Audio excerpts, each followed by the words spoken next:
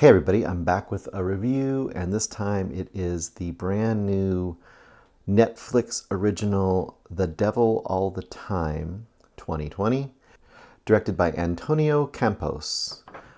He's done a few movies that I actually haven't seen. I don't think I've seen any of his movies, so I definitely am kind of interested in seeing what he's been putting out there. But right out of the gate, this has been getting quite a bit of buzz, partly because of the incredible cast. It's a high quality production. This definitely would have seen a theatrical release this year if not for all the craziness. And this is getting a lot of buzz for possible awards. So, first of all, let me give you a kind of a quick list of some of the people who are in this movie because there's a lot. You've got Robert Pattinson. You've got Mia Wasikowska. I can never say her name right. You've got Tom Holland. Surprisingly dramatic role, and he's kind of he's the lead of this movie really. You've got Bill Skarsgård. I'm gonna look at my notes. I'll forget all of them. You got Bill Skarsgård, Riley Keough, and then and Haley Bennett, and she plays a small role in this as Tom Holland's character's Arvin. She plays Harvin's mother, and I just wanted to point her out because I was really happy to see her. And she didn't have a huge role here, but she was awesome earlier in this year in Swallow. And I would say if you haven't seen Swallow, search that one out. She did an amazing job in that and really showed off some of her acting chops. And I feel like you're going to see a lot more of her going forward. And she's been doing a few things, but I think she's definitely showing some excellence for the future. So this is getting tons of positive reviews, and I am sorry to say, but I definitely come more on the negative side on this one. It's not as negative as the one that I notoriously hated earlier in the year, which is The Painted Bird, but it is going more that direction than I love it direction. Now, the reason I bring up Painted Bird is I feel like there's kind of becoming a sort of a weird little subgenre, and I'm trying to think of how to describe it. When I described The Painted Bird, I described it kind of as almost like artistic, torture porn or something. But honestly, I think a better way to think of it is maybe like suffering fast food movie.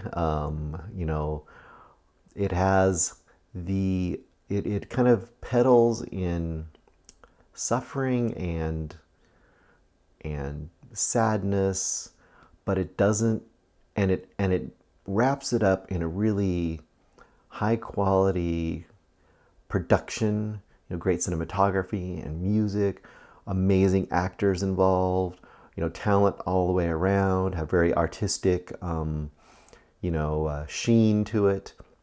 But when you dig a little deeper, it's kind of empty calories, and that's kind of the fast food side of it. So it's not the kind of same as torture porn, which is straight up like Hostel, but there's something missing that it feels like it needs to have. Now, we'll get in a little more detail here, but I just wanted to kind of go out of the gate and kind of give you a feeling, and that's kind of where I'm coming from.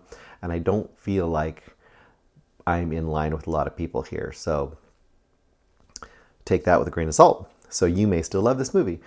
I think it kind of dazzles you and tricks you into thinking it's a lot more than it really is. So here's the basic. The basic concept is Willard, who's played by Skarsgård, is Tom Holland's father, and his mother is Charlotte, played by Haley Bennett. Now, those two meet after the war. He's come back after World War II. This is mostly taking place in the 50s and the 60s as Tom Holland gets a little older. And starts out, and it just shows that he's the dad suffering from PTSD. There's a lot of suffering goes on. Some things happen to his mom pretty quickly. And one thing leads to another, and I won't give away all the things that happen early on, but basically, Tom Holland's character has to go off to live with some other relatives because he essentially is orphaned. Now, early on in this movie, I was really going with it. It was doing some really interesting things. It was showing quite a few different characters who are highly, genuinely religious believers, and specifically Christianity. This takes place in like West Virginia, right on the border between Ohio and West Virginia, that area. The different places they are all in those kind of locales.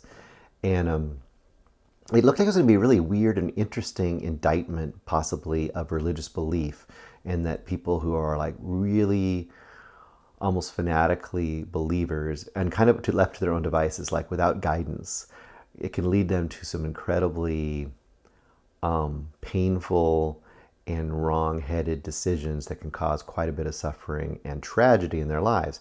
And that could have been a really interesting and I guess kind of a daring take. And I think it does try to kind of go along that path to a certain degree, but it gets derailed like over and over again with other subplots and elements. And that's kind of the other thing I want to talk about the story. So the basic idea is that you very quickly meet a whole bunch of different characters that seem to be unrelated, but you know their stories are going to interweave and cross paths as the story goes on.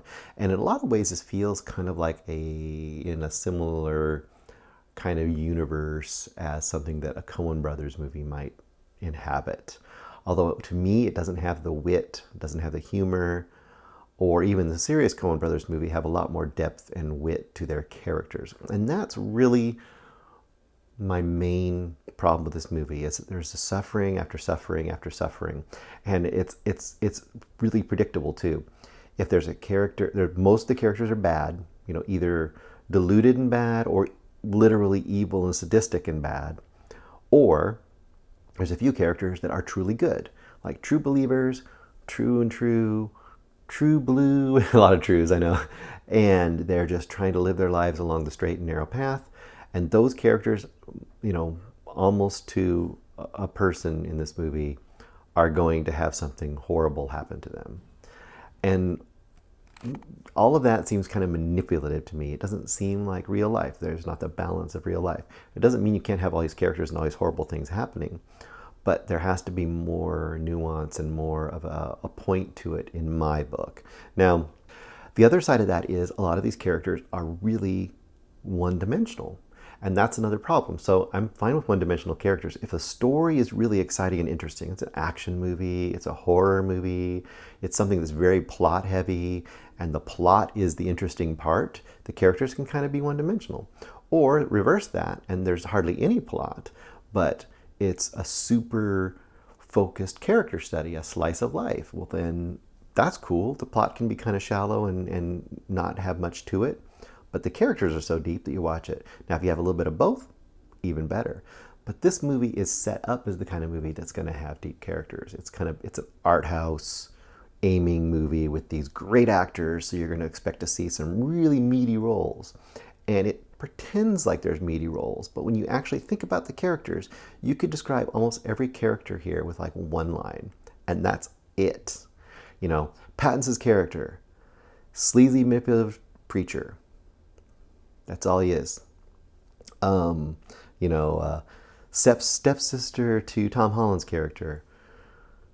Sad, pious, innocent girl. That's it. And even Tom Holland, so he's supposed to be the character that undergoes the biggest arc of all these characters. He's the one you're following. He's the one you see the most changes to, right?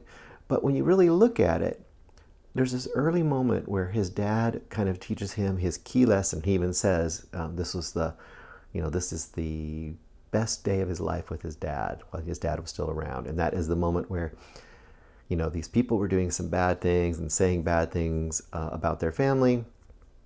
A little while later, Tom Holland's dad drives him out to these guys, where these guys are at.